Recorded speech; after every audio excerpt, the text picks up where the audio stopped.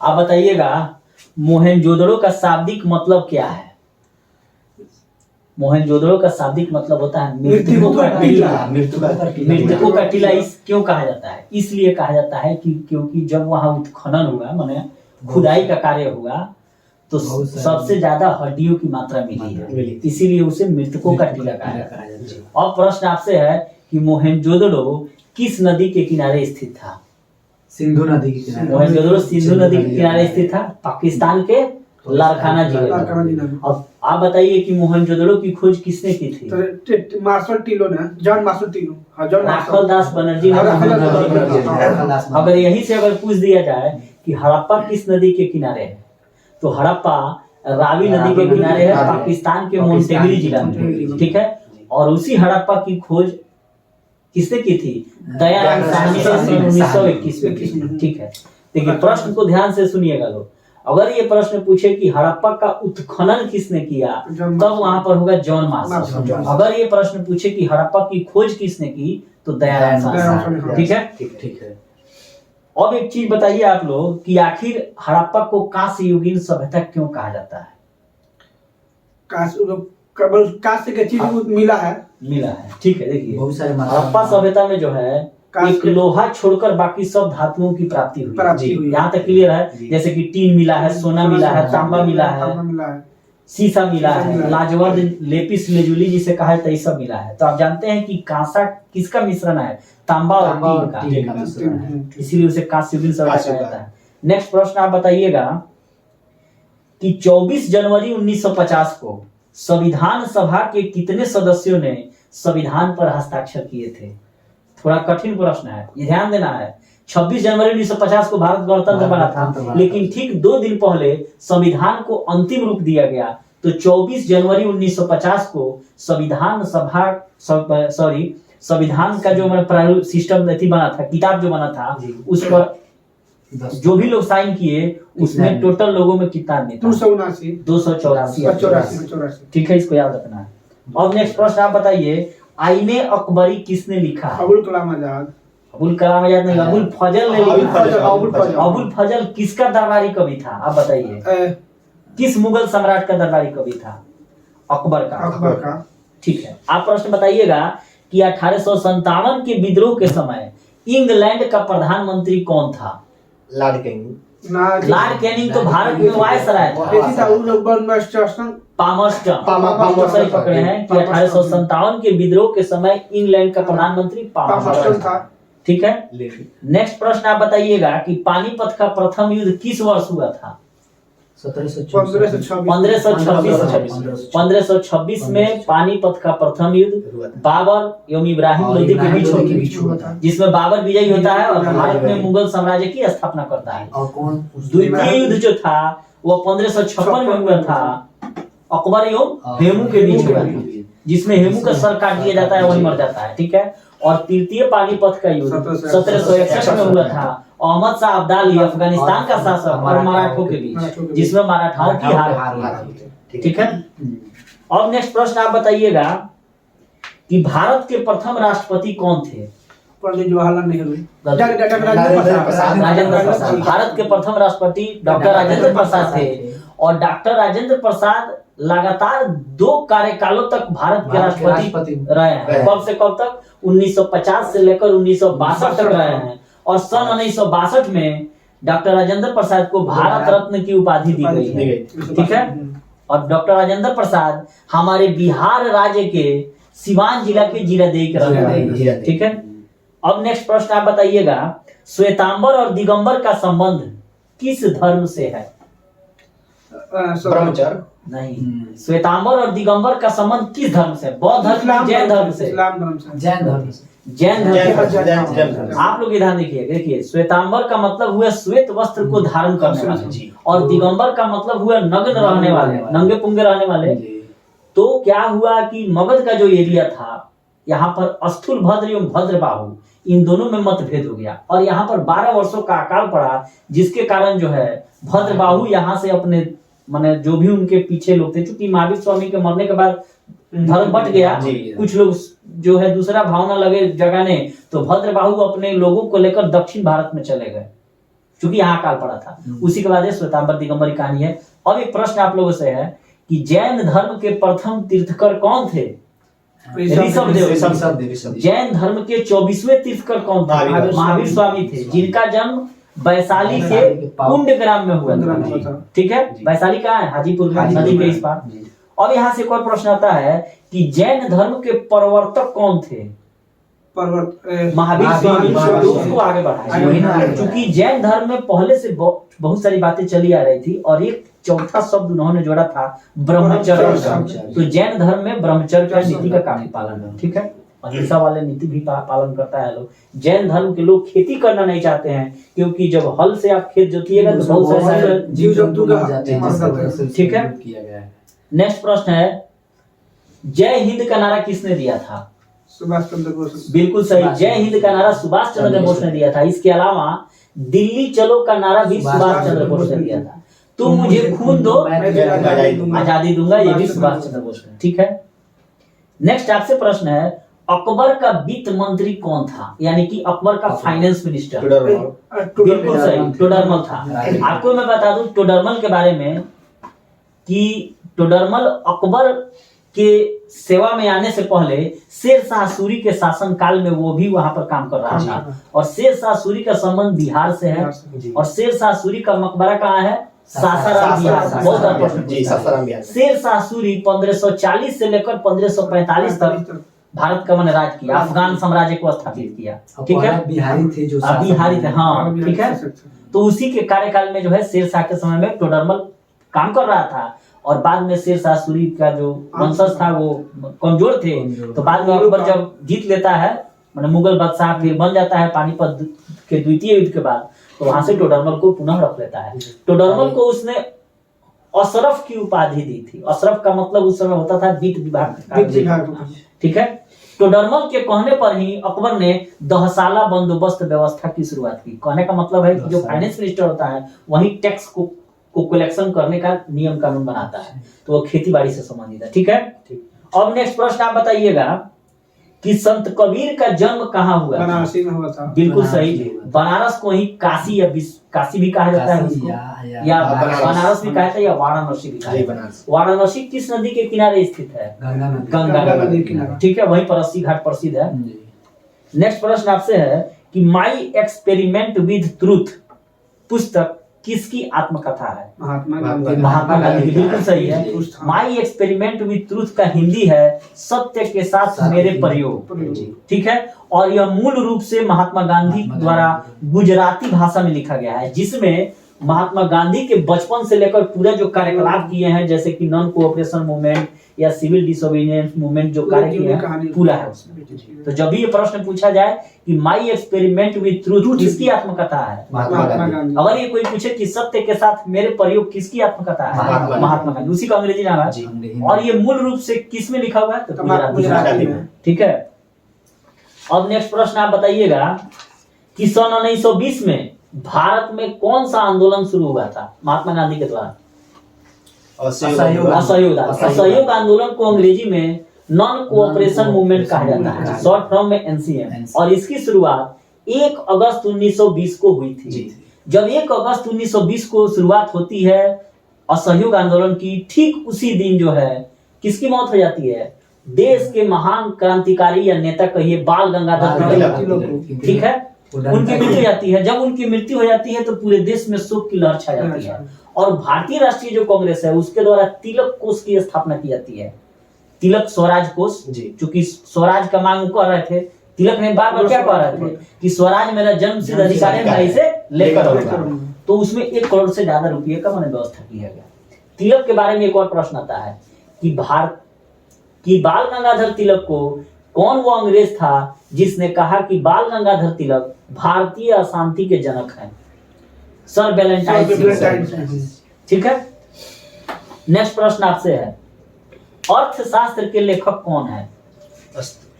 नहीं, भारत में कौटिल्य या चाणक्य या विष्णुगुप्त, तीनों एक ही का नाम है। अब बताइए कि चाणक्य जो था जिसने कौटिल्य को लिखा, अर्थशास्त्र को लिखा, तो अर्थशास्त्र जो बुक उन्होंने लिखा है उसका संबंध किससे है? इकोनॉमिक्स से है कि पॉलिटिक्स से है? पॉलिटिक्स से है, राजनीति से है, जो 15 अधिकरणों एवं 180 प्रकरणों में विभाजित है। ये भी प्रश्न पूछता है। दूसरा हो गया कि चाणक्य किसका प्रधानमंत्री था? चंद्रगुप्त मौर्य। और चंद्रगुप्त मौर्य चाणक्य की सहायता से ही नंद वंश के अंतिम शासक धनानंद को हराकर मगध पर मौर्य वंश की स्थापना करता है। अब यहाँ से एक और प्रश्न है कि मौर्य वंश के झंडे पर किसका चित्र है? जैसे भारत के झंडे पर चक्र का चित्र है ना, मोर का, याद रखिएगा, ठीक है। अब प्रश्न आपसे है कि भारतीय संविधान कब लागू हुआ था? लागू तो हाँ, 26 जनवरी 1950, बिल्कुल राइट आंसर। 26 जनवरी 1950 को भारतीय संविधान को लागू कर दिया गया। अगर ये प्रश्न पूछे अंगीकृत कब किया गया, आत्मकृत कब किया गया, नवंबर होगा, 26 नवंबर, ठीक है। 50। अब आपसे एक प्रश्न है आपसे कि पूना समझौता कब हुआ था? पूना समझौता 1932 बिल्कुल सही है। किसके बीच हुआ था? पूना समझौता बी.आर. अम्बेडकर जी महात्मा गांधी के बीच पूना समझौता सन 1932 में पूना के यरवदा जेल में हुआ था, जब महात्मा गांधी जेल में थे। क्यों जेल में थे? क्योंकि महात्मा गांधी ने सविनय अवज्ञा आंदोलन चलाया, ठीक है। और उसके बाद वे गोलमेज सम्मेलन में भी भाग लेने गए। तो जब गोलमेज सम्मेलन में भाग लेने गए तो वहीं पर उस समय सन 1932 में भारत में वायसराय था, उसका नाम था लॉर्ड इरविन, और ब्रिटेन का प्रधानमंत्री था जिसका नाम था मैकडोनाल्ड। तो जब महात्मा गांधी ये लोग सब लोग गए वहां पर राउंड टेबल का मतलब होता है गोलमेज सम्मेलन में भाग लेने, तो वहीं पर जो है बी.आर. अम्बेडकर ने कहा कि आप लोग जो इलेक्शन का बात कर रहे हैं उसमें हरिजनों के लिए आरक्षण की व्यवस्था कीजिए। तो वहीं पर वो सांप्रदायिक पंचायत की घोषणा करता है। कौन? ब्रिटेन का प्रधानमंत्री लॉर्ड मैकडोनाल्ड। तो ये भी प्रश्न पूछा जाता है कि सन 1932 में सांप्रदायिक पंचायत की घोषणा किसने की? तो सर मैकडोनाल्ड। कौन था? ब्रिटेन का प्रधानमंत्री, ठीक है। अब ये प्रश्न पूछा जाए कि पूना समझौता किनके बीच हुआ था? तो बी.आर. अम्बेडकर और महात्मा गांधी के बीच। कहाँ हुआ था? पूना में हुआ था। कब हुआ था? 1932 में। और पूना में कहाँ हुआ था? यरवदा जेल। और उस जेल में कौन थे? महात्मा गांधी थे। महात्मा गांधी को भी बार सजा दिया गया है अंग्रेजों के द्वारा, वो भी कई बार जेल में रहे हैं, ठीक है। अब आपसे एक नेक्स्ट प्रश्न है कि जैन धर्म के 24वें तीर्थकर कौन थे? महावीर स्वामी। बिल्कुल सही उत्तर है। कांग्रेस की स्थापना कब हुई थी, आप बताइए? भारतीय राष्ट्रीय 1885 में कांग्रेस की स्थापना हुई थी, ठीक है। तो कांग्रेस की स्थापना किसने की थी? ह्यूम। उनका पूरा नाम क्या है? Allan Octavian Hume. और पेशे से क्या थे? एक असैनिक अधिकारी थे, अंग्रेज अधिकारी थे, ठीक है। और सन 1885 जो दिसंबर 1885 में जो भारतीय राष्ट्रीय कांग्रेस की स्थापना होती है वो पहले होनी थी पूना में, माने उसका प्रथम अधिवेशन। लेकिन पूना में क्या था? प्लेग आ गया था, इस कारण उसको स्थगित कर दिया गया। महाराष्ट्र के माने बंबई के गोकुलदास तेजपाल संस्कृत विश्वविद्यालय में ट्रांसफर कर दिया गया, वहीं पर हुआ। अब आपसे प्रश्न है कि भारतीय राष्ट्रीय कांग्रेस के प्रथम अध्यक्ष कौन थे? डब्ल्यू.सी. बनर्जी, व्योमेश चंद्र बनर्जी। बहुत बार ये प्रश्न पूछा जाता है। और डब्ल्यू.सी. बनर्जी कहाँ के थे? कोलकाता के। और पेशे से क्या थे? वकील साहब थे, ठीक है। अब आपसे प्रश्न है कि अशोक किस वंश का शासक था? मौर्य वंश का शासक, ठीक है।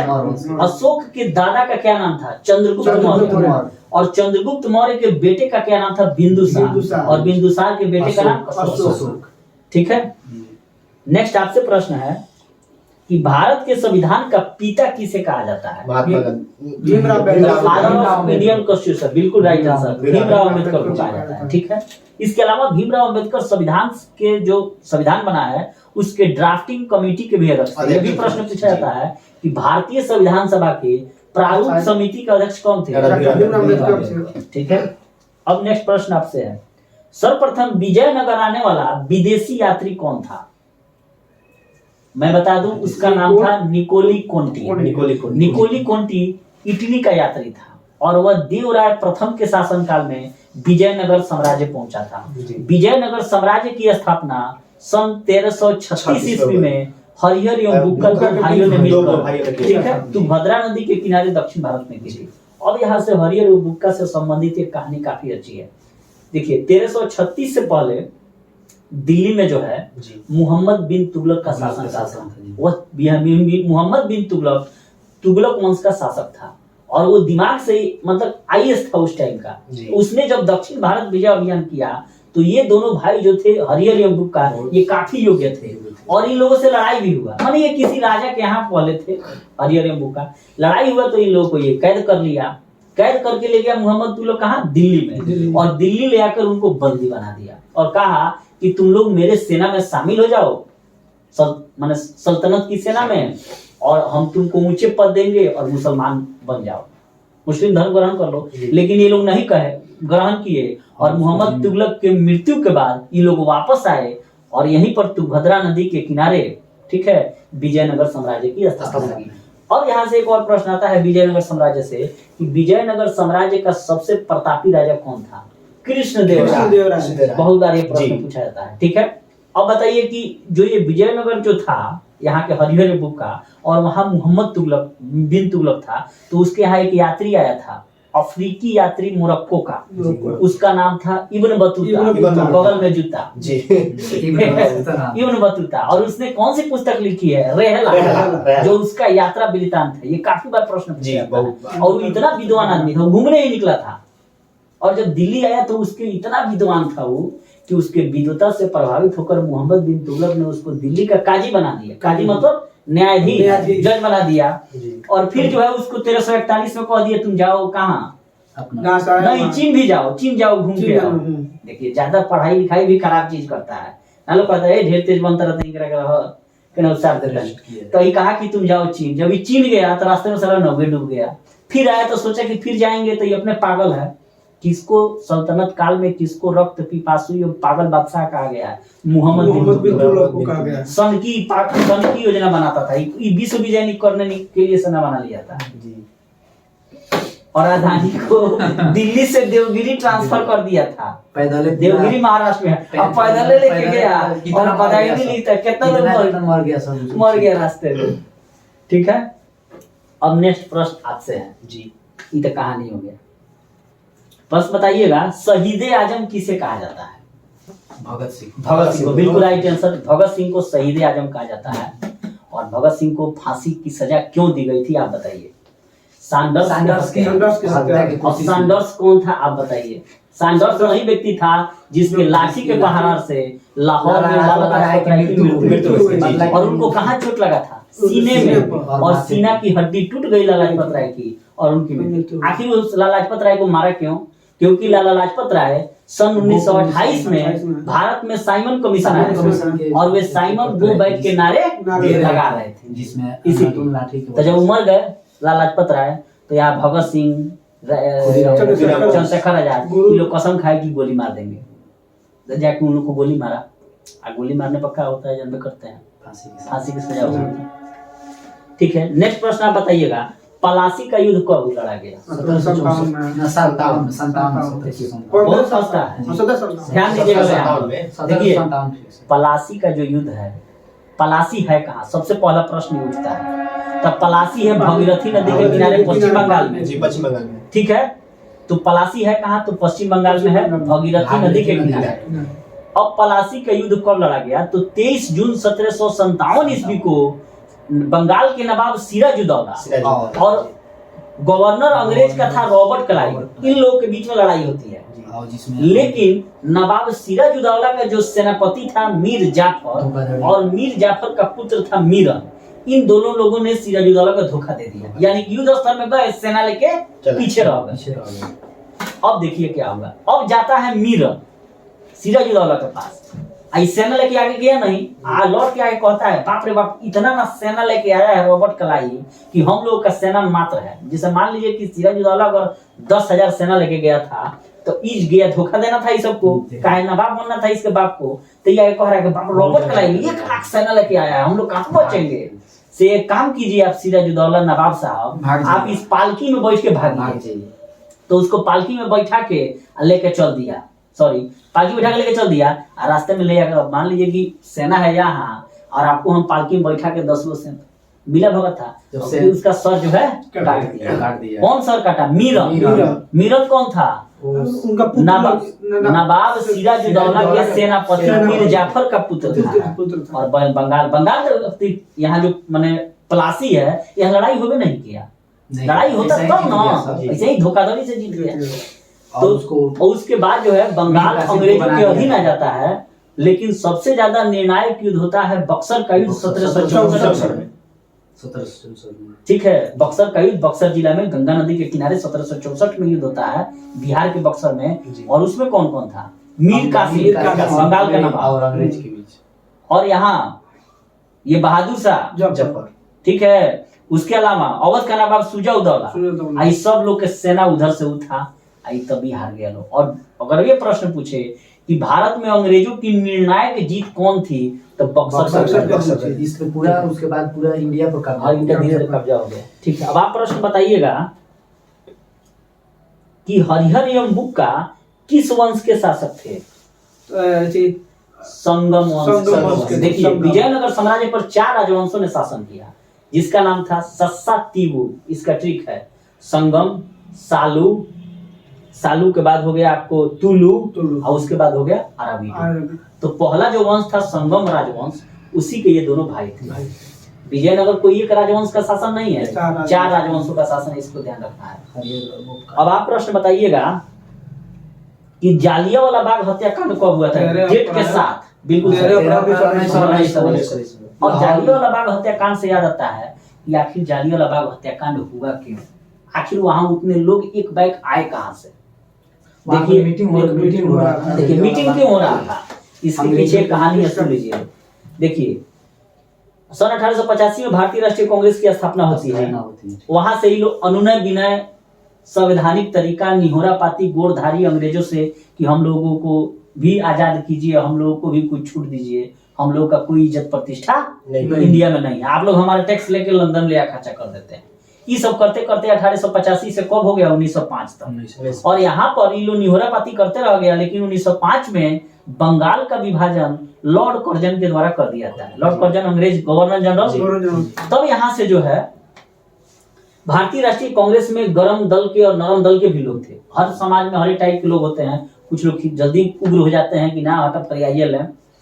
तब यहाँ हुआ ये कि जब 1906 में कलकत्ता में दादा भाई नौरोजी की अध्यक्षता में भारतीय राष्ट्रीय कांग्रेस की हो रही थी, तो वहां गरम दल वाले चाहते थे कि हमारा पार्टी का आदमी अध्यक्ष बनेगा।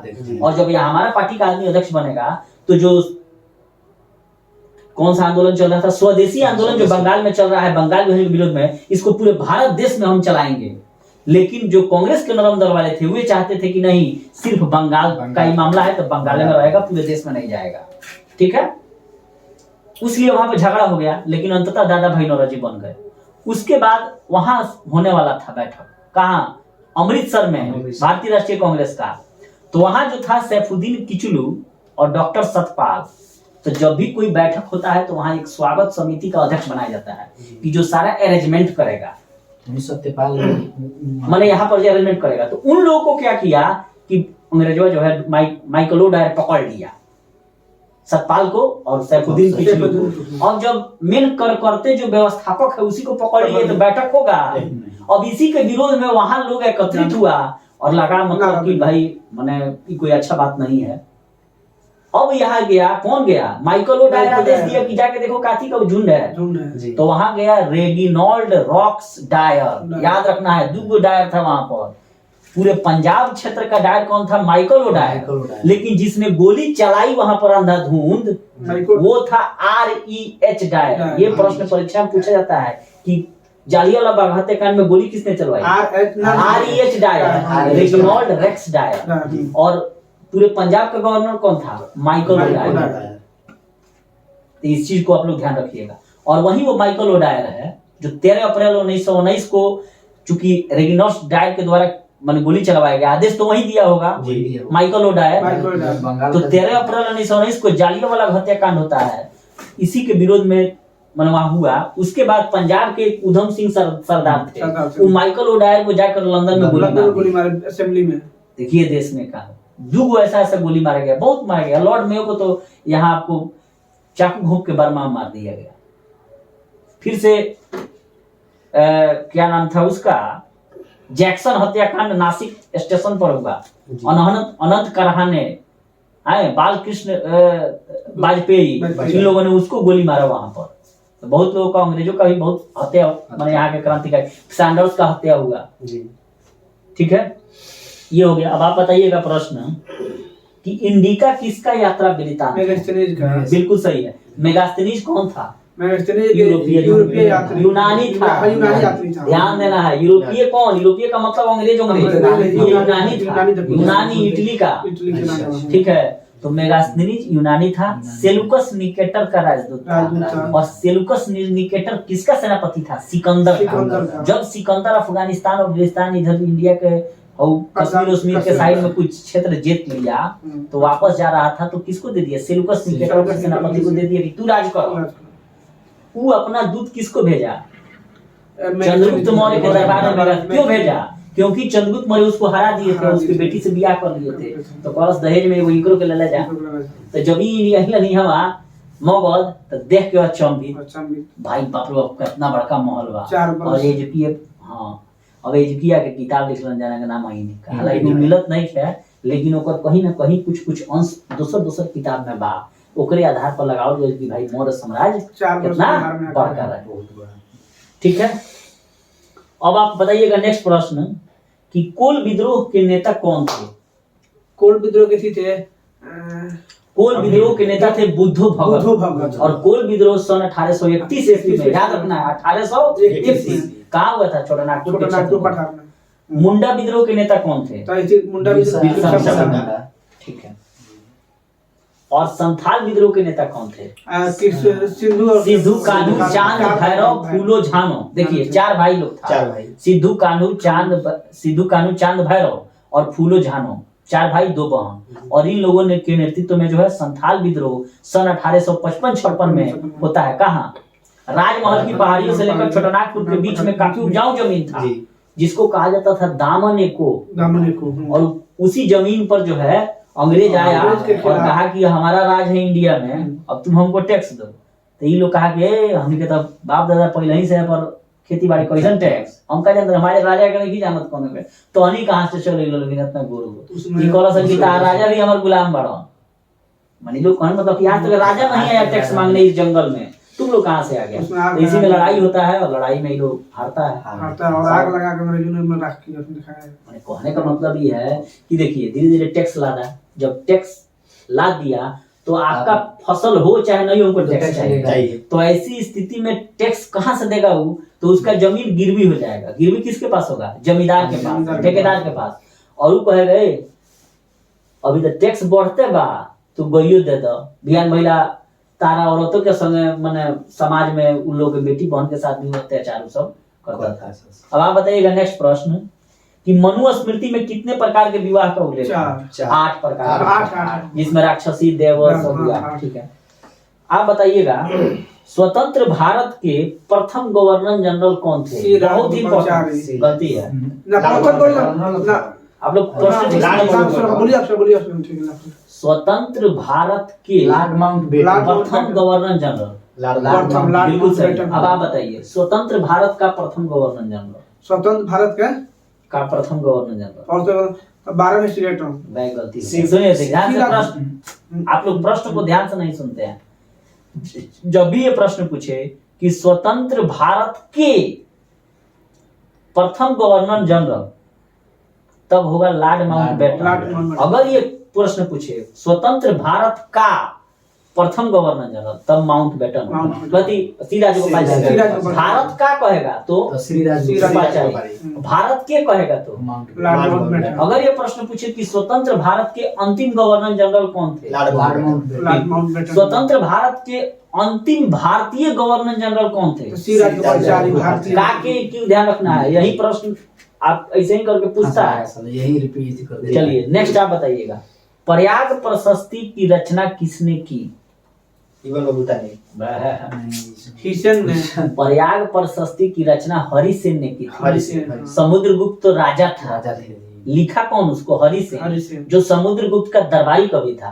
और समुद्रगुप्त किस वंश से संबंधित है? कौन? किस साम्राज्य से? तो कृष्ण गुप्त साम्राज्य गुप्त से। साम्राज्य से। और समुद्रगुप्त आर्यावर्त के 9 और दक्षिणावर्त के 12 शासकों को पराजित किया। इस सीटेट में भी प्रश्न पूछा है। जी।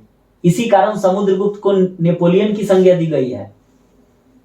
इसी चीज का प्रश्न है कि भारत में निम्न में से किसको नेपोलियन की संज्ञा दी गई? तो समुद्रगुप्त को। क्यों दी गई? क्योंकि उसने आर्यावर्त के 9 और दक्षिणावर्त के 12 शासकों को पराजित करके एक छत्र राज्य स्थापित किया। नेपोलियन से काहे संज्ञा? नेपोलियन भी कभी हार नहीं माना, तो जबरदस्ती उसको हराया गया।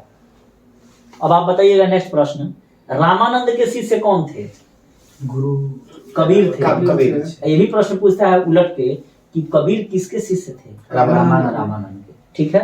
उत्तर भारत में भक्ति संप्रदाय को किसने बढ़ाया? रामानंद ने। ये भी प्रश्न पूछता है। ठीक है। आप बताइएगा प्रश्न कि कलकत्ता में सर्वोच्च न्यायालय की स्थापना कब की गई? 1861 में। 1774 में कलकत्ता का बात हो रहा है। आप बताइएगा प्रश्न कि तृतीय बौद्ध संगीति कब हुई थी? कहाँ हुई थी? तृतीय बौद्ध संगीति पाटलिपुत्र में हुई थी। पाटलिपुत्र में। इसका ट्रिक है बौद्ध संगीति रावय पाकू। तो प्रथम बौद्ध संगीति रा तो राजगीर।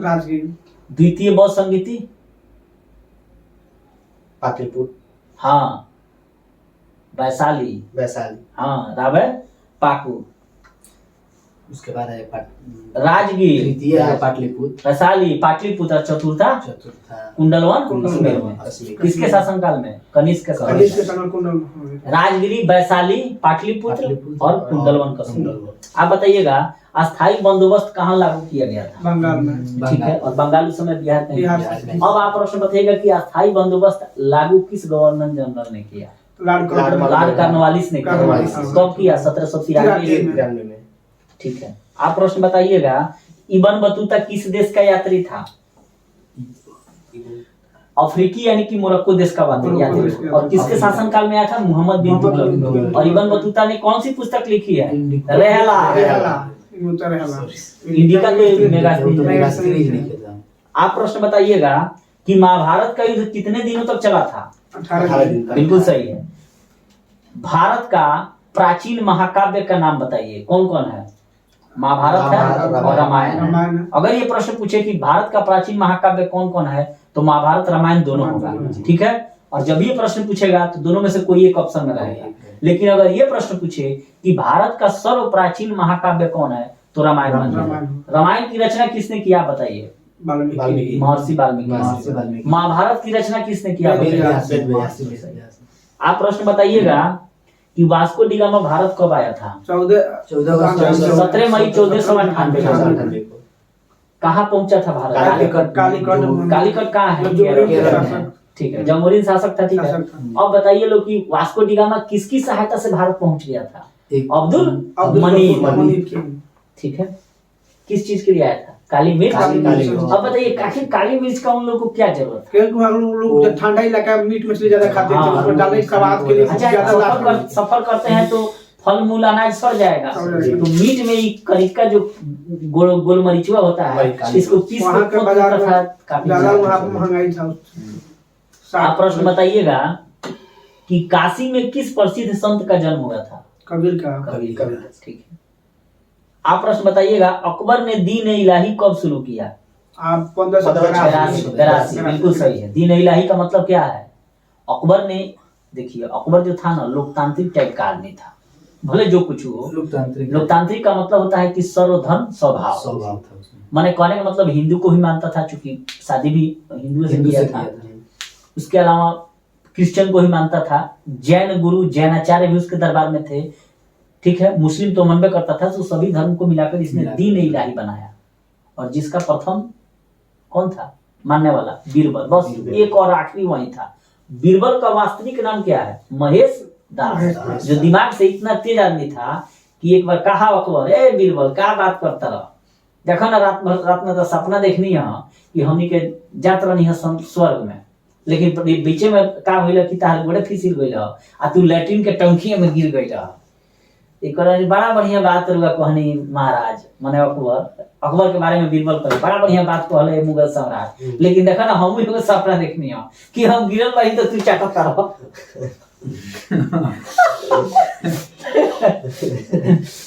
अब आप बताइएगा नेक्स्ट प्रश्न कि कलकत्ता में अंग्रेजों की किलेबंद बस्ती का क्या नाम था? ऑप्शन है Fort Saint George, Fort William, Fort Saint David, Fort William. और फोर्ट सेंट जॉर्ज कहाँ था? मद्रास में था, दक्षिणी भारत। ठीक है, आप प्रश्न बताइएगा कि कौन सा आंदोलन दांडी यात्रा से आरंभ हुआ था? जिसको अंग्रेजी में कहा जाता है सिविल डिसोबीडियंस मूवमेंट। कब हुआ था? 1930 में। 1930 में। ठीक है, आप प्रश्न बताइएगा कि रैयतवाड़ी व्यवस्था सर्वप्रथम कहाँ लागू की गई थी? मुंबई में। बिल्कुल सही है, बम्बई में। बिल्कुल सही है। आप प्रश्न बताइएगा कि तंबाकू के सेवन पर किस शासक ने प्रतिबंध लगाया था? जहांगीर। बिल्कुल सही है। और तंबाकू का सेवन सर्वप्रथम किस मुगल बादशाह ने किया? अकबर ने किया। ठीक है, अब आप प्रश्न बताइएगा कि तंबाकू को लेकर देश में आया कौन? अकबर। पुर्तगाली। देखिए क्या क्या लेकर आया? तंबाकू, आलू, मक्का, ये सब चीजें पुर्तगाली ही देश में लेकर आए। प्रिंटिंग प्रेस भी यही लेकर आए। ठीक है, नेक्स्ट प्रश्न आप बताइएगा कि संथाल विद्रोह कब आरंभ हुआ? 1855-56। बिल्कुल सही है। और उसके नेता कौन थे? सिद्धू कान्हू फूले झानो। नेक्स्ट प्रश्न आप बताइएगा ताजमहल का निर्माण किसने करवाया था? शाहजहां। बिल्कुल सही है। किसके याद में कराया था? अपना औरत का याद में मुमताज। ठीक है, से डॉक्टर औरतें पर चल गए। और चलिए आप बताइएगा इंडिया गेट का निर्माण कब हुआ? इंडिया गेट 1911 हुआ। गलती है, देखिए बताते हैं। इंडिया गेट आखिर है कहाँ, पहले ही बताइए। दिल्ली में है। दिल्ली में। और गेटवे ऑफ इंडिया कहाँ है? मुंबई में है। इंडिया गेट का निर्माण कार्य शुरू होता है 1921 में। ठीक है, और वो बनकर तैयार होता है 1931 में। आगे पढ़े बढ़ेगा पीछे पढ़े बढ़ेगा? 1931 में। तो इंडिया गेट दिल्ली में है, उसका निर्माण कार्य शुरू होता है 1921 में, बनकर तैयार होता है 10 साल बाद 1931 में। तो जब भी ये प्रश्न पूछेगा कि इंडिया गेट का निर्माण कब हुआ तो 1931 में होगा। 31 में। और गेटवे ऑफ इंडिया का जो निर्माण है वो शुरू हुआ 1911 में, जो मुंबई में है, और वो बनकर तैयार हुआ 1921 में। इस चीज को याद रखना है। अब बताइए आप प्रश्न की इंडिया गेट का निर्माण कब हुआ? 1931 में। और गेटवे ऑफ इंडिया का निर्माण कब हुआ? 21 में। 11 में तो सब में 2 दशमलव घटा लीजिए। अब आप प्रश्न बताइएगा इधर से कि हड़प्पा सभ्यता का सबसे बड़ा नगर कौन था? आप प्रश्न बताइएगा कि 1857 के विद्रोह के समय भारत का बादशाह कौन था? बहादुर शाह जफर या बहादुर शाह द्वितीय। देखिए जब 1857 का विद्रोह हुआ तो ये 80 साल का बुढ़ा हो गया था पूरा। ठीक है, और इसको हुमायूं के कब्र के पास जाकर पकड़ लेता है। हडसन पकड़ लिया तो इधर से कहा बड़ा बनत रहा लोग 1857 क्रांति में। तू बुढ़ऊ हो गया, इतना तेज भइल रहा।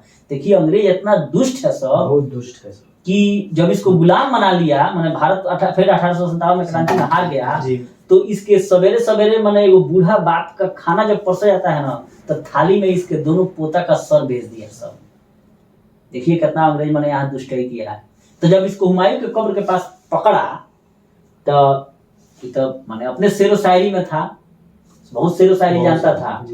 और मिर्जा गालिब का आप लोगों ने नाम सुना होगा। मिर्जा गालिब, वही एक मिर्जा गालिब ऐसा शायर था जिसने 1857 की क्रांति को अपने आंखों से देखा। ये भी प्रश्न पूछता है कि निम्न में से कौन सा वो शायर है जिसने 1857 की क्रांति को अपने आंखों से देखा है? तो मिर्जा गालिब। और मिर्जा गालिब इसी के समय का था, बहादुर शाह जफर द्वितीय। ठीक है, तो ये कहता है क्या दू शायर बोला ही मने अंग्रेज कुछ टंच का सा है बड़ी अगर तू फिर तो गुलाम हो गई। तो कौन दो शायर है मैंने मिस कर रहे हैं। अच्छा ऐसा ही बताइए। मैंने ऐसे ही मैंने कहा कि चलिए आगे बढ़िए। हाँ, तेज हिंदुस्तान की कल बताएंगे। तो जब इसको निर्वासित करके बर्मा भेज दिया जाता है, मैंने यहाँ बर्मा, तो वहां जब ये मरने लगा तो कहा कितना बदनसीब है जफर, चूंकि इसका नाम बहादुर शाह जफर द्वितीय था। तो कितना बदनसीब है जफर के दफन के लिए 2 गज जमीन मिली कुर्रे यार में। कहने का मतलब ये है कि कितना हम बदनसीब है कि पूरा भारत मेरे देश मैंने मेरा था, जहाँ जमीन नहीं मिला, जहाँ हमको 2 गज साला जमीन न मिला, पूरा भारत छोड़ के हम बर्मा आए। ठीक है, नेक्स्ट प्रश्न आप बताइएगा कि सिंधु घाटी के निवासियों को किस धातु का ज्ञान नहीं था? लोहा के नहीं था। बिल्कुल सही है। लोहा का ज्ञान कब होता है? मगध साम्राज्य जब उत्पत्ति होती है तब। और जब यहाँ से लोहे का ज्ञान होता है तभी वो हथियार बनाता है। इसीलिए जब प्रथम पूछा जाता है कि प्रथम उत्कर्ष कहाँ हुआ, तो मगध में हुआ, और यहीं से हथियार बना साम्राज्य का विस्तार हुआ। झारखंड के जो देवघर साइड में, जो पलामू डिस्ट्रिक्ट में जो है सब नहीं है, वो क्या बोलते हैं, वन अभ्यारण्य, वहां से वो लोग हाथी को सब माने ट्रेनिंग देना चालू किया लोग। तो मगध साम्राज्य का उत्कर्ष किसके? बृहदत्त के शासन। और बृहदत्त के लड़का का क्या नाम था? जरासंध। और जरासंध अपने बहन का विवाह किससे किया था? कौन से अपने बहन का विवाह किससे किया था?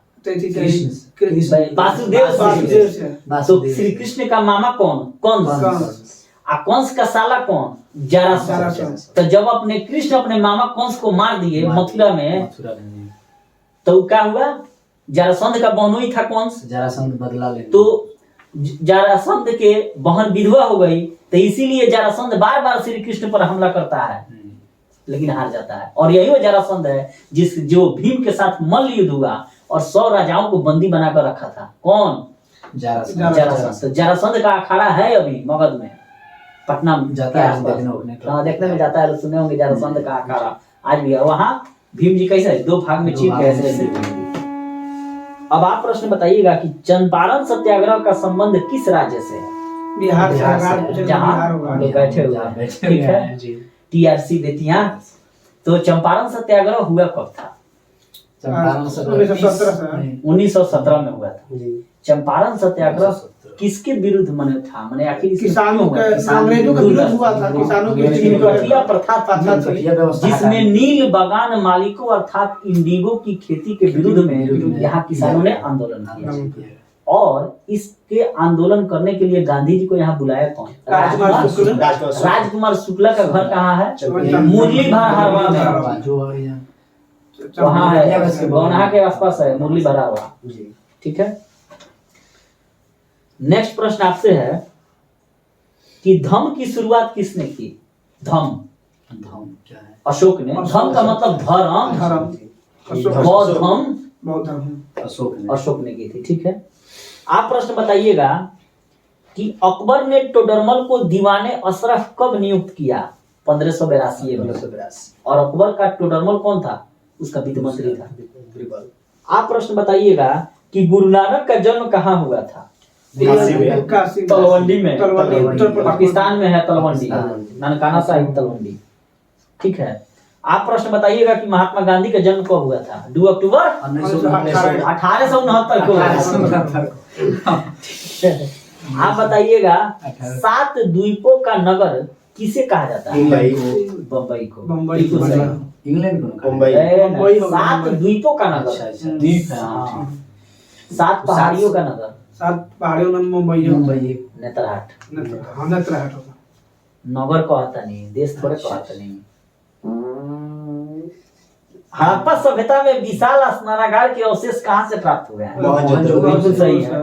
आप बताइएगा द ग्रेट रिवोल्ट नामक पुस्तक के लेखक कौन है? यही 1847 क्रांति कहा जाता है, अशोक मेहता ने। बिल्कुल सही, राइट आंसर है आपका।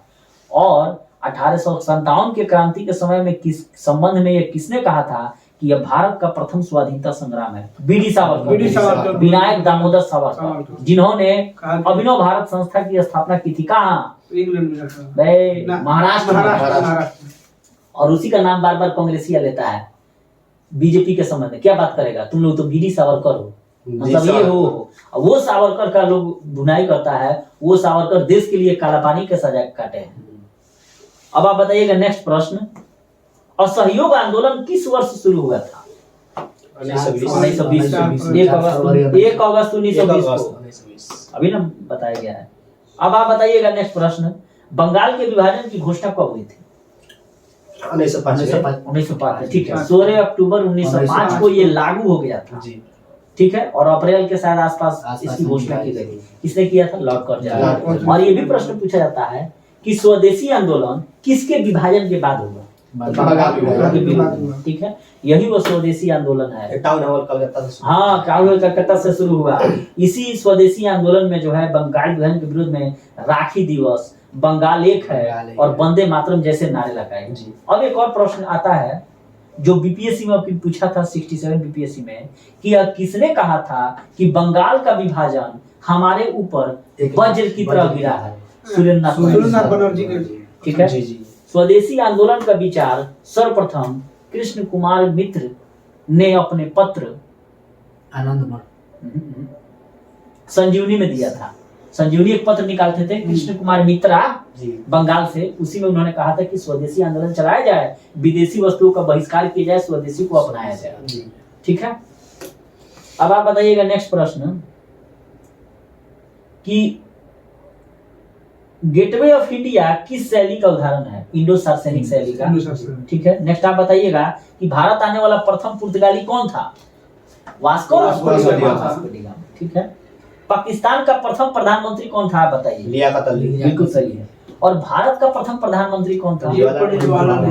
ठीक है, आराम हराम है, जय जवान जय किसान लाल बहादुर शास्त्री, जय जवान जय किसान, लाल बहादुर शास्त्री हैं। ठीक है, अब आप बताइएगा भारत का प्रथम मुगल शासक कौन था? भारत के प्रथम मुगल से बाबर। बिल्कुल ठीक है। बाबर ने भारत पर कितनी बार आक्रमण किया था? 5 बार। बाबर शासन 5। ठीक है, अब आप प्रश्न बताइएगा कि द्वितीय विश्व युद्ध कब शुरू हुआ था? 1939 1 सितंबर 1939। ठीक है, आप प्रश्न बताइएगा कि 1857 के विद्रोह के समय इंग्लैंड का प्रधानमंत्री कौन था? ठीक है, आप बताइएगा जय हिंद का नारा किसने दिया था? ठीक है, आप प्रश्न बताइएगा रानी लक्ष्मीबाई का जन्म कहाँ हुआ था? वहीं बनारस। ठीक है, आप प्रश्न बताइएगा कि अकबर का वित्त मंत्री कौन था? ठीक है, आप प्रश्न बताइएगा मीरा किसकी भक्ति करती थी? श्री कृष्ण की। ठीक है, वही गाना गाती थी, राधा के प्रभु गिरधर नागर। नेक्स्ट प्रश्न आप बताइएगा कि जैन धर्म के 24वें तीर्थकर कौन थे? महावीर स्वामी।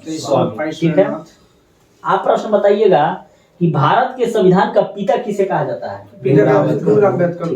आप बताइएगा कि सर्वप्रथम विजयनगर आने वाला विदेशी यात्री कौन था? निकोली कोंटी। कहाँ का यात्री था? इटली का। और किसके शासनकाल में आया था? देवराय प्रथम।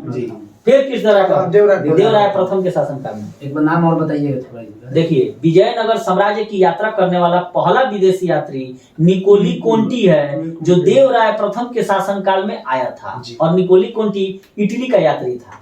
ठीक है, अब आप प्रश्न बताइएगा कि हरिहर यमबुक का किस वंश के शासक थे? ठीक है, आप प्रश्न बताइएगा कि पलासी का युद्ध कब लड़ा गया? 1757 में। पलासी का युद्ध 23 जून 1757 में और बक्सर का 64। आप प्रश्न बताइएगा इंडिका किसका यात्रा वृत्तांत है? मेगास का। आप प्रश्न बताइएगा कि समुद्रगुप्त की तुलना किस यूरोपीय शासक से की जाती है? नेपोलियन से। आप प्रश्न बताइएगा कि तृतीय बौद्ध संगीति कहाँ हुआ था? तृतीय बौद्ध संगीति पाटलिपुत्र में। बिल्कुल सही है, अशोक के शासनकाल में। आप प्रश्न बताइएगा कि सर की उपाधि जालियांवाला बाग हत्याकांड के विरोध में किसने लौटा दी थी? रविंद्रनाथ टैगोर। ठीक है, देखिए क्षुधित पसाड़, द कोर्ट डांसर, ये सारी पुस्तकें गीतांजलि सब रविंद्रनाथ टैगोर ने ही जन गण मन की रचना की है, जो भारत का राष्ट्रीय गान है। ठीक है, राष्ट्रीय गान। और राष्ट्रीय गीत क्या है? वंदे मातरम। किसने लिखा है? किस भाषा में लिखा है? संस्कृत में लिखा गया है। भारत के वे कौन से व्यक्ति हैं जो 2 देशों के राष्ट्रीय गान को लिखे हैं? तो रविंद्रनाथ टैगोर। एक तो भारत के जन गण मन, एगो बांग्लादेश के अमार सोनार बांग्ला। और अमार सोनार बांग्ला की रचना उन्होंने कब की थी? अरे स्वदेशी आंदोलन के समय की थी, 1905 में, बंगाल विभाजन के टाइम में ही। ये हमारा अमार सोनार बांग्ला, हम लोग बांट क्यों रहे हो? अब आप प्रश्न बताइएगा कि गौतम बुद्ध ने अपना पहला उपदेश कहाँ दिया था? सारनाथ में। पाली गौतम बुद्ध को ज्ञान की प्राप्ति कहाँ हुई थी? बोध गया। बोध गया किस नदी के किनारे है? निरंजना। महात्मा बुद्ध की मृत्यु कहाँ हुई थी? कुशीनगर, उत्तर प्रदेश। ठीक है, बिल्कुल सही है। आप प्रश्न बताइएगा कि अंतिम रूप से यानी कि मूल रूप में संविधान में कितनी अनुसूचियां थी? 8। जब संविधान बनकर तैयार हुआ तो उस समय 8 अनुसूची है। अभी 12 हो गई है। ठीक है, बिल्कुल सही है।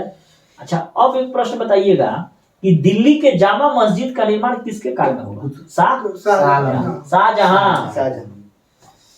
आप प्रश्न बताइएगा कि कितने वर्ष की आयु में महावीर स्वामी ने घर का परित्याग किया? 30 वर्ष। बिल्कुल सही है। अब प्रश्न बताइएगा कि गुलबदन बानो बेगम क्या थी? गुलबदन बानो बेगम लेखिका थी। देखिए, बाबर का 4 लड़का था, ठीक है, एगो तो हुमायूं था और बाबर की एक पुत्री थी जिसका नाम था गुलबदन बानो बेगम, यानी कि हुमायूं की बहन गुलबनो बानो बेगम और बाबर की पुत्री गुलबदन बानो बेगम। और गुलबदन बानो बेगम ने ही हुमायूं नामा की रचना की है, इसलिए लेखिका थी। क्लियर है? अब नेक्स्ट प्रश्न आप बताइएगा कि कार्नवालिस ने कार्नवालिस कोड कब जारी किया? 1793 में। और 1793 में ही परमानेंट सेटलमेंट यानी कि अस्थायी बंदोबस्त बंगाल, बिहार, उड़ीसा में लागू। अब नेक्स्ट प्रश्न बताइएगा कि जजिया किससे लिया जाता था? जजिया का गैर मुसलमानों से, अर्थात हिंदुओं से। उसको आप जिम्मियों से भी जिम्मी कहता था। जजिया क्या था? एक प्रकार का रिलीजियस टैक्स था, धार्मिक कर। ठीक है। अब प्रश्न बताइएगा कि किताब उल रहला किसने लिखा है? Ibn Battuta. बगल में जूता। अब प्रश्न आप बताइएगा कि मुस्लिम लीग की स्थापना किस वर्ष हुई थी? 1906। ठीक है, ढाका में आगा खां सलीमुल्लाह खान ने मिलकर किया था। अगर ये प्रश्न पूछे कि मुस्लिम लीग के संस्थापक अध्यक्ष कौन थे तो सलीमुल्लाह खान। कभी भी 100 से संस्थापक तो 100 से सलीमुल्लाह खान। ठीक है। नेक्स्ट प्रश्न आप बताइएगा कि सर बीजक में किसके उपदेश संकलित है, मैंने लिखे गए हैं? बीजक कबीर। और कबीर के दोहे तो आप लोग निर्गुण सुनबे किए होंगे, कबीर के दोहे। ठीक है, वही ना सर बोले हैं कौन चीज, कौआ चुनेगा मोती या कहीं दाना खाएगा। अब एक प्रश्न आपसे है कि तहकीके हिंद किसने लिखा है? तहकीके हिंद अल-बरूनी ने। बिल्कुल राइट आंसर एकदम। तहकीके हिंद को ही किताबुल हिंद भी कहा जाता है। देखिए क्या कहा जाता है? किताबुल हिंद कहिए चाहे तहकीके हिंद। अल-बरूनी ने चाहे, अल-बरूनी किसके साथ भारत आया था? मोहम्मद गजनवी के साथ। और यही वह गजनवी है जो कितना बार भारत पर आक्रमण किया था? 17 बार। और 1025 में सोमनाथ के मंदिर को लूट ले गया और ले जाकर वहां रणभूमि में रखवा दिया। तो किताबुल हिंद अल-बरूनी की रचना है। क्लियर है? मेगास्थनीज कौन था? यात्री था। बिल्कुल सही है, इनको याद है आज तक। यात्री था और यूनानी भी था। और किसका राजदूत था? सेल्यूकस। किसके दरबार में आया था? चंद्रगुप्त मौर्य का। और इंडिका लिख दिया। अब नेक्स्ट प्रश्न आप बताइएगा कि पुर्तगालियों ने गोवा पर कब अधिकार किया? 1510 में। और पुर्तगालियों ने 1510 में गोवा को किससे छीन लिया? आदिल यूसुफ जहाज। ठीक है। अब आप नेक्स्ट प्रश्न बताइएगा कि लखनऊ में 1857 के विद्रोह का नेतृत्व किसने किया? बेगम हजरत। बिल्कुल राइट आंसर। और झांसी में लक्ष्मीबाई। ठीक है। कानपुर में नाना साहेब टोपे। और दिल्ली में बहादुर शाह बख्त खां। और बिहार में कुंवर सिंह। बहुत बढ़िया। चलिए अब आप प्रश्न बताइएगा कि महात्मा गांधी ने पहला किसान आंदोलन भारत में कहां शुरू किया था? गुजरात से, चंपारण में। देखिए इसको कहिए चंपारण सत्याग्रह या भारत का पहला किसान आंदोलन गांधी जी द्वारा किया गया, या चंपारण सत्याग्रह कहिए, चाहे चंपारण किसान आंदोलन कहिए या चंपारण किसान सत्याग्रह कहिए। सन 1917 में राजकुमार शुक्ला के बुलाने पर गांधी जी चंपारण सत्याग्रह कर दिए और नील बगान मालिकों यानी कि इंडिगो प्लांटर्स को यहाँ से भगा दिया। कठिया का मतलब क्या है? एक 20 कट्ठा में 3 कट्ठा नील में खेती होना 20 कट्ठा में 3 कट्ठा, यानी कि 0.3/20। यूपीएससी में पूछा भी है, बहुत बढ़िया। अब आप बताइएगा, बहुत बढ़िया प्रश्न है और बार बार गलती हो जाता है कि भारतीय राष्ट्रीय कांग्रेस की पहली महिला अध्यक्ष कौन थी? Annie Besant. अब आपसे प्रश्न है कि भारतीय राष्ट्रीय कांग्रेस की पहली भारतीय महिला अध्यक्ष कौन थी? सरोजिनी नायडू। ध्यान से मारना है जी। भारतीय लग जाएगा तो सोनिया गांधी हो जाएंगे, और भारतीय नहीं रहेगा तो एनी बेसेंट। एनी बेसेंट कहाँ की रहने थी? आयरलैंड। और भारत आई और क्या चाहे होम रूल लीग चला, लेकिन भारत में सबसे पहले होम रूल लीग किसने शुरू किया? तो बाल गंगाधर तिलक ने। बाल गंगाधर तिलक का होम रूल लीग कुछ क्षेत्र में था, जैसे क्या नाम है उसका, महाराष्ट्र के आसपास में। लेकिन एनी बेसेंट का जो होम रूल लीग था, यह आयरलैंड के सिद्धांत में पूरे भारत में था। और एनी बेसेंट के होम रूल लीग में कांग्रेस के सभी अच्छे नेता शामिल थे, जैसे नरम दल वाले। लेकिन बाल गंगाधर तिलक में सब गरम दल थे। बहुत बढ़िया। अब एक प्रश्न आप लोग बताइएगा कि दांडी यात्रा के दौरान किस कानून को तोड़ा गया था? नमक कानून को। अब आप प्रश्न बताइएगा कि भारत में कैबिनेट मिशन कब आया था? कैबिनेट 1946 में। देखिए सुनिए, देखो ध्यान से। साइमन कमीशन 1928, क्रिप्स मिशन 1942 और कैबिनेट मिशन 46। इसको याद, साकी के कै, सा से साइमन कमीशन 28, की से क्रिप्स मिशन 42 और कैबिनेट मिशन 46। ठीक है। और आप एक प्रश्न बताइएगा कि भारतीय स्त्रियों ने भारी संख्या में किस आंदोलन में भाग लिया? सविनय अवज्ञा आंदोलन 1930 में। ठीक है, सिविल डिसोबीडिएंट मूवमेंट। तबे ना वहां पर 1930 में महिलाएं जो है शराब के दुकानों के सामने धरना पर बैठ गई कि छोड़ो, लेकिन अंग्रेजी बियर ना बिकाई, खाली देसी मारे के बना। लेकिन वो बिहार में बंद हुआ। आप प्रश्न बताइएगा कि 1942 में कौन आंदोलन शुरू हुआ था भारत में? भारत छोड़ो आंदोलन, जिसको अंग्रेजी में कहा जाता है क्विट इंडिया मूवमेंट। ठीक है, अंग्रेजों भारत छोड़ो। करो मरो का नारा किसने दिया था? महात्मा गांधी। और भारत छोड़ो का नारा किसने दिया? यूसुफ मेहरौली। ध्यान देना है यहीं पर, यूसुफ मेहरौली। भारत छोड़ो आंदोलन का नारा, भारत छोड़ो का क्विट इंडिया मूवमेंट किसने दिया? ये स्लोगन किसने दिया? तो यूसुफ मेहरौली ने। लेकिन करो मरो का नारा उस आंदोलन के दौरान किसने दिया? तो महात्मा गांधी। या तो कर ना तो मौन तो हुआ है। अब प्रश्न आप बताइएगा कि भारत का संविधान कब लागू हुआ? 26 उसी दिन गणतंत्र बना था। ठीक है। अब एक प्रश्न आप बताइएगा कि पाकिस्तान शब्द किसने दिया? चौधरी रहमत अली। लंदन के कैम्ब्रिज विश्वविद्यालय में पढ़ता था। और पाकिस्तान, राजस्थान का कुछ पार्ट और कश्मीर और जो पाकिस्तान में लाहौर और सब जगह है, इसी को मिलाकर एक वर्ड नहीं जोड़ा जाता है रीजनिंग की तरह, उसी को जोड़कर वो पाकिस्तान शब्द बनाया था। और इधर बांग्लादेश वाले को। ठीक है। अब एक प्रश्न बताइएगा कि नयनार संत किसकी पूजा करते थे? दो गो संत थे, वो थे नयनार और अलवार। तो 9 से नयनार संत जो थे ये पूजा करते थे भगवान शिव की, और अलवार संत विष्णु की पूजा करते थे। ठीक है। अब आप प्रश्न बताइएगा कि शिशुनाग वंश कहाँ राज करता था? मगध में। नंद भी मगध में। तो पूरे हिंदुस्तान में कोई कहीं का इतिहास अगर पढ़ना शुरू करे कहीं भी, तो सबसे पहले मगध का नाम आएगा, बिहार का। जय बिहार। अब एक प्रश्न बताइएगा कि भारत में रेलवे की शुरुआत कब हुई थी? 18 अप्रैल 1853 लाल डलहौजी के शासन में। यह वही लाल डलहौजी है, ठीक है, जिसने फूट डालो और राज करो की नीति अपनाई थी। कुशासन के आरोप लगाकर अवध को भी अपने क्षेत्र में मिला लिया। अगर ये लाल डलहौजी अपनी नीतियों से बाज आ गया रहता तो 1857 की क्रांति लॉर्ड कैनिंग के समय नहीं होता, क्योंकि अवध से ही सबसे ज्यादा सैनिक थे। और कोई भी देश का सैनिक हो, उसके माता पिता भाई कोई भी हो, वो किसान यानी कि खेती से जरूर जुड़ा है। और यहाँ पर वो टैक्स लगा बढ़ा दिया, जिसके कारण किसान जो है क्षुब्ध हो गए। और बाप किसी का क्षुब्ध होगा तो बेटा सेना में वो भी क्षुब्ध होगा। इसलिए 1857 की कहीं ना कहीं क्रांति में ये भी इसका भी रोल है। ठीक है। और यही वो लाल डलहौजी है जिसने सन 1849 में पंजाब का भी विलय कर दिया। भी प्रश्न बार बार पूछा जाता है कि पंजाब का विलय किसने किया? लाल डलहौजी ने किया।